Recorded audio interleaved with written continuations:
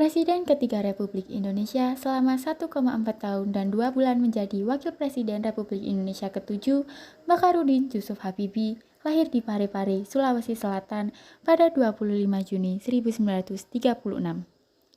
Beliau merupakan anak keempat dari 8 bersaudara, pasangan Alwi Abdul Jalil Habibie dan Raden Ajeng Tuti Marini Puspawardoyo. Pada masa kecil Habibie dilalui bersama saudara-saudaranya di Parepare, Sulawesi Selatan. Habibie yang punya kegemaran menunggang kuda ini harus kehilangan ayahnya yang meninggal dunia pada 3 September 1950 karena terkena serangan jantung. Tak lama setelah ayahnya meninggal, Habibie pindah ke Bandung untuk menuntut ilmu di Government Middlebury School. Di SMA, beliau mulai tampak menonjol prestasinya. Habibie telah menunjukkan kecerdasan dan semangat tinggi pada ilmu pengetahuan dan teknologi, khususnya fisika. Selama 6 bulan, ia kuliah di Teknik Mesin Institut Teknologi Bandung atau ITB. Dan dilanjutkan ke Rijkswissenschaftliche Technische Hochschule Jerman pada 1955. Dengan dibiayai oleh ibunya, Raden Ajeng Tuti Marini Puspawardoyo, Habibie muda menghabiskan 10 tahun untuk menyelesaikan studi S1 hingga S3 di AHL Jerman. Pak Habibie melanjutkan program doktoral setelah menikahi teman SMA-nya, Ibu Hasri Ainun Besari pada 12 Mei 1962 dan dikaruniai 2 orang putra, yaitu Ilham Akbar dan Thorik Kimal. Beliau mendapatkan gelar diploma dari Technische Hochschule Jerman tahun 1960 yang kemudian mendapatkan gelar doktor pada tempat yang sama pada tahun 1965. Tahun 1967, beliau menjadi profesor kehormatan pada Institut Teknologi Bandung. B.J. Habibie hanya setahun kuliah di ITB Bandung, lalu 10 tahun kuliah hingga meraih gelar doktor konstruksi pesawat terbang di Jerman dengan predikat summa cum laude. Lalu bekerja di industri pesawat terbang terkemuka MPB GmbH Jerman.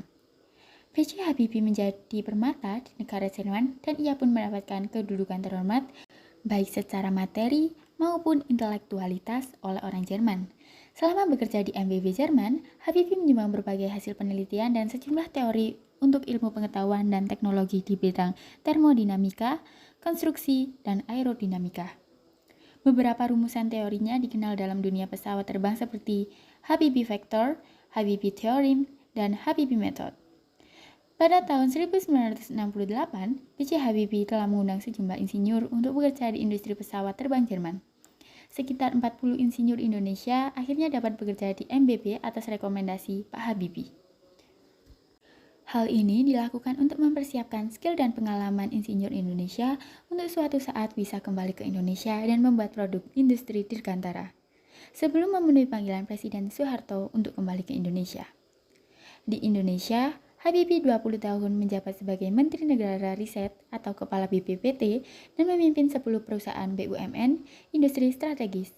Dipilih MPR menjadi Wakil Presiden RI dan disumpah oleh Ketua Mahkamah Agung menjadi Presiden Republik Indonesia menggantikan Soeharto. Soeharto menyerahkan jabatan Presiden itu kepada Habibie berdasarkan Pasal 8 Undang-Undang Dasar 1945. Segera setelah memperoleh kekuasaan, Presiden Habibie segera membentuk sebuah kabinet. Salah satu tugas pentingnya adalah kembali mendapatkan dukungan dari Dana Moneter Internasional dan komunitas negara-negara donor untuk program pemulihan ekonomi.